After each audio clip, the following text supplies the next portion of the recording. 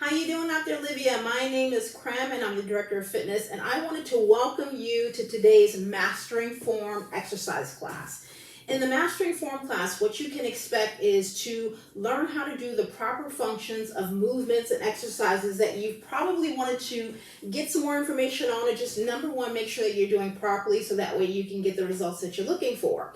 Now, these exercises that I'm going to show you are meant to do wherever you are. So if you have a gym at home that you're using, or you're working out in your office, or you're traveling on the road, I'm going to show you exercises that you can pretty much take wherever you are, especially in this class today. Number one, before we get started, always make sure that it's okay for you to be able to do specific movements and exercise, and that you check with your doctor first. It's always good to make sure that you're feeling really good and everything is good to go. And absolutely make sure that you got some water handy. It's important to stay hydrated. It's extremely important to do it all the time, but obviously when you're exercising, is always good to do it too.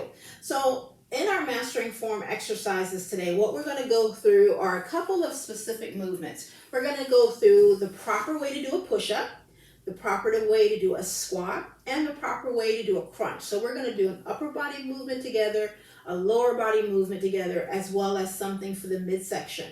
And throughout this class and this series, I'm going to show you some ways you can kind of build on those movements, so that way you're doing exercises that help to continue to strengthen and develop different muscle groups along the way, and also how to make modifications. So if there's a specific movement that you feel like you're not quite ready for yet, or you are advancing in that movement, you'll be able to have some modifications to see which one suits you. So let's go ahead and dive right on in. Now, one of the first exercises we're going to go through today is a push-up. Push-ups are a great exercise to really work on the upper body, but it also involves the core and the legs, just depending on the type of push-up that you do. Not only are push-ups really great to help protect your upper body, so your shoulders are protected, but it really helps to develop the chest muscles, this area here, as well as the arms and the core. So push-ups are great no matter what type of move you do, because there's different variations of a push-up, but they're really good to not only work those muscle groups, but to help to strengthen that upper body overall. So we're going to dive on in. I'm going to show you a couple of different ways to do a push-up. Feel free to adjust based on your fitness level, but I'm going to show you a typical push-up, and I'm going to show you a way you can modify that. Now, of course, there are different ways of doing a push-up. You'll be able to determine which one is best for you, but I'm going to show you a couple ones that you probably are pretty familiar with. So, when you're doing a push-up, first thing you want to do is make sure you have a space that you're comfortable with, because you're going to be on the ground. So you want to make sure if you're doing it on your knees, you got some protection for your knees. It's important. So you've got some ample space to do it. Now, one of the things that is also important about a push-up, and there are plenty that are important, is your hand position. And I'm going to show you this from different angles. But it's important to make sure that when you have your hands positioned, they are directly under your shoulders, okay? So you don't want to have your hands out here when you're doing a push-up. That's too far out. That's in danger of hurting your shoulder. And we don't want to have them too far back. Now, there are different variations to push-ups, but we're going to start with the basic. So we want to make sure our shoulders and hands are right underneath each other. Also, you don't want to be too wide. When I'm in my push-up position, ideally I'm about shoulder width apart. There are variations on where you put your hand position based on different push-ups. You might have seen or heard there's diamond push-ups, there's push-ups where the arms are close together. There's many different ways you can do it. But we're going to focus on the traditional. So we want our hands about shoulder width apart, and we want our elbows going more towards straight, not necessarily straight back, but about here at that angle. What we want to avoid when we're doing a push-up is our elbows out too wide, because that puts too much pressure on the shoulders. So, hands are in good position. My shoulders are directly right over my wrists, which is another way of kind of checking your form. Now, I'm going to show you how to do it first on your knees. Maybe this is the position like you like to be for right now. You want to make sure also that the core is engaged. So the stomach muscles are nice and tight, and you want to make sure that your back is straight. We don't ideally want this move where the rear end is up in the area, but we also don't want this move either, where my core is collapsed. So we want to make sure we have that really good straight back movement. My feet are up, and I like to cross mine, but it doesn't matter either way. And I'm going to go down and up. And what I want to do is to have a really good full range of motion. And what that means is I want to complete the range. I want to avoid doing this, okay? I want a full range of motion, and I want to squeeze my shoulder blades and sort of get my shoulder blades to think about collapsing and kind of rotating in towards each other. So that gets that whole upper body movement in place when you're doing your push-up. Now, if you decided that you wanted to do this on your toes, which we've all seen people do push-ups on their toes, then you can absolutely do it there too. Same position with regards to where the arms go. Okay, so exactly the same position where the arms go. We still want to make sure that the elbows are also in the same position, but now we're going to get up on our toes versus on our knees. Now, when you're on your toes, I will say that it is going to be much more challenging because you're going to support more of your body weight. So if you feel like you're not quite there yet, or you're new to push-ups, start on the knees, okay? So it's just a good way to kind of let you know that there is some differences on how hard it gets depending on if you're on your knees or you're on your toes. But don't worry, we're gonna you'll decide what you feel is definitely best for you. So we're here, remember our hands are in position, our wrists are underneath our shoulders, my elbows are in the right alignment. Now I'm on my toes, my back is straight, right? So ideally, remember, I don't want to be up high, but I don't want to collapse. And I'm going to go down and up. And again, that full range of motion and up. Now, when you're doing the push-up, again, you want that flat back. Really important to keep that core nice and tight. Now, sometimes when we're doing push-ups, we can't do the full range of motion yet, and that's okay. Start where you can. Now, let's say, for instance, you're like, okay, Crem, I see how you do it on the knees, see how you do it on your toes, but I'm still not quite there yet. There is another way that you can modify this. So let's say, for instance, we need to kind of start a little bit before being on the knees. You can definitely do what's called a wall push-up as well. Now, when you do a wall push-up, you gotta have the same positioning.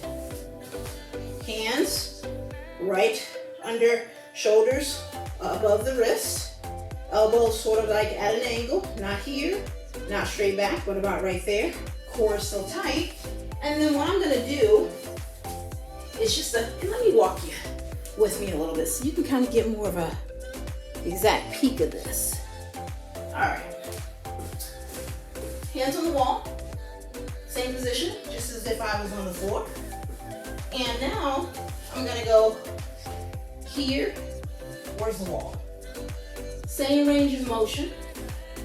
My toes, I'm up on my toes.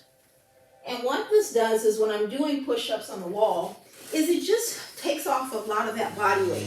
So if I had to say, if you're going from easiest to most challenging, start with the wall, then progress to the knees, then progress to the toes. And if you want to progress even more than that, trust me, there's lots of different variations of a push-up to really challenge you, but start wherever you feel comfortable with. So now we've gotten the push-up. Let's go on ahead and go towards our next exercise. So we've done something for the upper body. We know what's important about a push-up, which you're gonna see, I actually listed some of these benefits of a push-up for you, so that way you kind of have them and you can refer back to them, just in case you need them. All right, so let's go ahead and move on. Let's go towards the squat. Now, squats are a wonderful exercise that you probably have seen done. Sometimes when we think about squats, we're like, okay, squats really just work the legs. You're right about that. But squats help to power the whole body. Not only do they work different areas of your thighs and your rear end, but they also engage the core. They also help you burn calories. Squats help you with your posture. Squats help you with your stability. So squats are a really, really good exercise. It's called a compound exercise. And one of the reasons is because it works a lot of different muscle groups. There's a lot that happens from a squat. So I will say if you are really wanting to get a good benefit of the squat, don't necessarily worry about the different variations. There's many, many different ways to squat, but I'm going to show you just a really good basic way to squat, and you can kind of build on to that. And I'll show you a way to kind of modify it too if you feel like you're not quite ready to take on this specific one yet. Now, some important things to think about when you squat is, again, position. Position and form, always most important things when you're doing exercises, because of course you want to develop the areas the way you want properly, but you don't want to hurt yourself. You want to be safe. So we're going to do a squat where our feet are about hip width apart, okay? My toes are pointed out towards you. And what I want to do is I want to make sure that my stomach muscles, that core area, we keep talking about that, is nice and tight and engaged. So I'm holding my core muscles in, nice and tight. And what I want to think about in my mind is I want to think about there's a chair behind me that I'm going to sit on, because that really helps me direct my hips of where they need to go. When I'm doing the squat, what I want to imagine is I want to make sure that my knees don't go beyond my toes. That's really important, because if my knees go beyond my toes, what happens is it really puts undue pressure on my knees, and we want to make sure we avoid that as much as we can, especially if you have knee challenges. It's really important to make sure you're doing squats properly.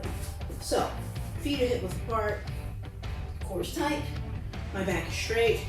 As far as hand position, put your hands wherever you feel good for you. You can put your hands on your hips, put your hands out front, out to the side, whatever you feel is most comfortable. So I'm going to put my hands here for now, and I'm going to imagine there's a chair behind me.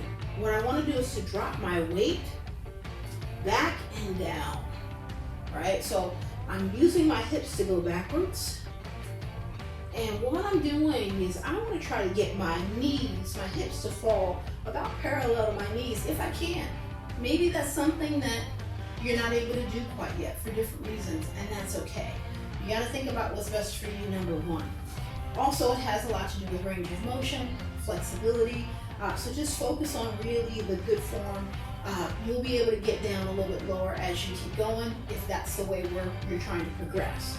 So we're going to go here, and then I'm coming up. What I want to make sure is, as my weight is going back, that I'm driving my heels through the floor, because that lets me know also that I'm putting the weight mostly on the heels of my foot, transitions the weight back this way, and it's less here on my knees. And I don't want the pressure on my knees, so I'm going to drive back. There we go.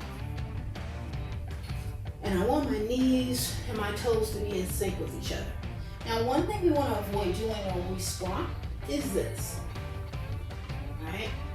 Notice how my chest goes down, right, when I'm doing this. What happens with that is that there's a lot of undue pressure on the lower part of my back, and I want to try to avoid that at all costs. So that's why I want to focus on keeping my chest up. So I always like that. This is a little tip that's always been helpful for me, is that wherever my head goes, my back goes. So I'm going to keep my head forward, and it helps me keep my back straighter. So here we go. Down and up. My heels, I'm engaging those into the floor. Perfect. Just to show you from this angle, hip width apart, down and up. My knees are balanced with my toes. They're in that straight line. I want to avoid anything that looks like this or anything that looks like this. Okay?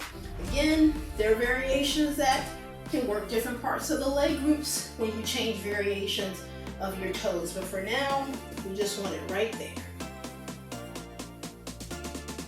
Good. All right. So let's say that push-up, that squat is, we're not quite there yet. That's okay. One way you can kind of begin to practice a squat is just putting something behind you. Okay, so let's just say we're going to put a chair behind us, or maybe if we have a bench is great too, but a chair will do just fine if you don't have access to a weight bench. So what I want to do with this is I just want to make sure I'm in my same position. I want to choose something that's not going to move on me. We don't want a rolling chair or anything that's going to move backwards. So make sure it's secure when you do it. And I'm going to do exactly what we talked about. Core tight, back straight, stomach tight, hip width apart, and I'm just going to sit down. I'm going to sit. That's it. And what this does is it just kind of gets me used to going hip, rear end first, right? I'm still doing the same thing that I was, driving my heels through, and I'm coming up and down. And when you're ready, right, when you're ready to say, okay, I no longer need that chair or that bench, keep it behind you if you're not quite sure yet, and then just keep practicing the movement. All right, great. Remember, lots of ways to squat, but we're gonna just sort of start with that one for now and transition into something a little bit more challenging as we go.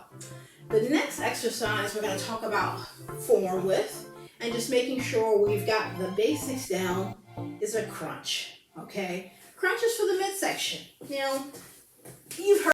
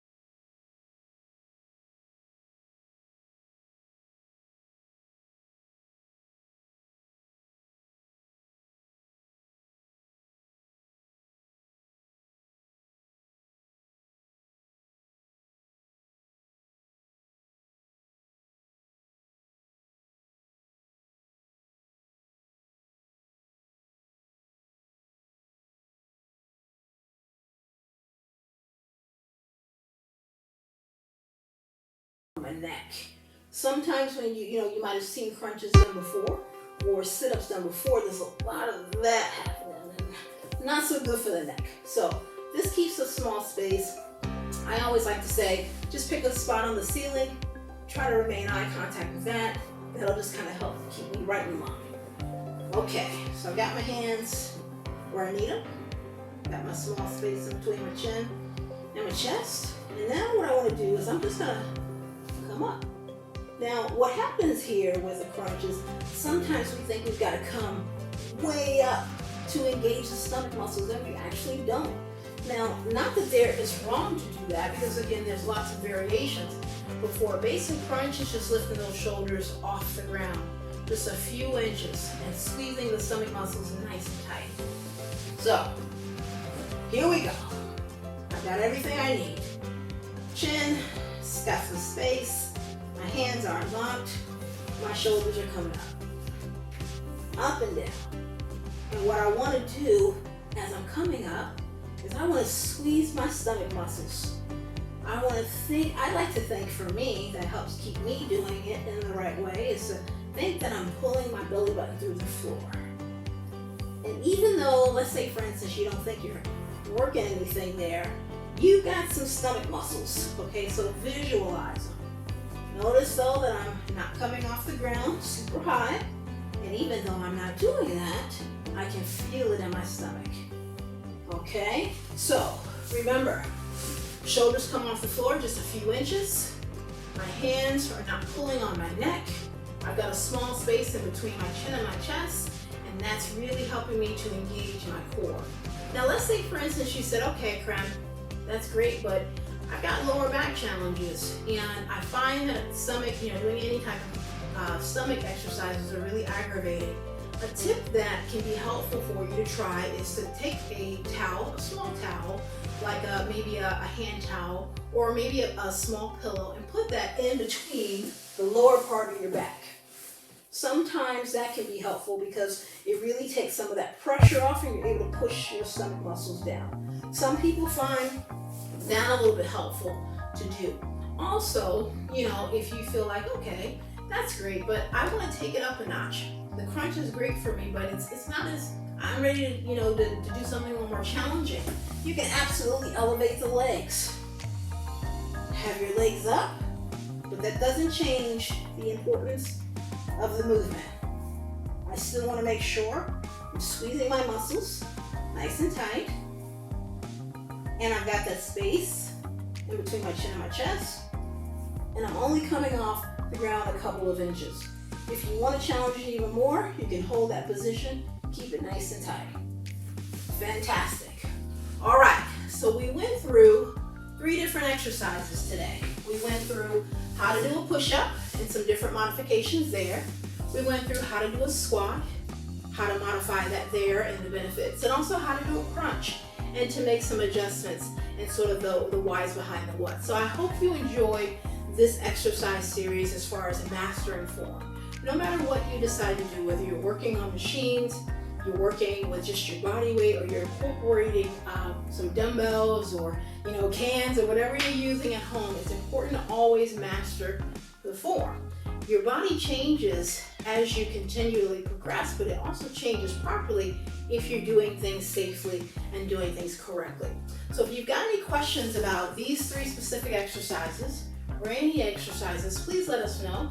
Feel free to email me directly at fitness@livia.com. Stay tuned because I'm going to be going through with you other muscles and other exercises that target specific muscle groups, but most importantly on the whys, the hows, and making sure that you're doing those things properly so that you too can master form. It was so great to be able to join you today. Look forward to seeing you soon.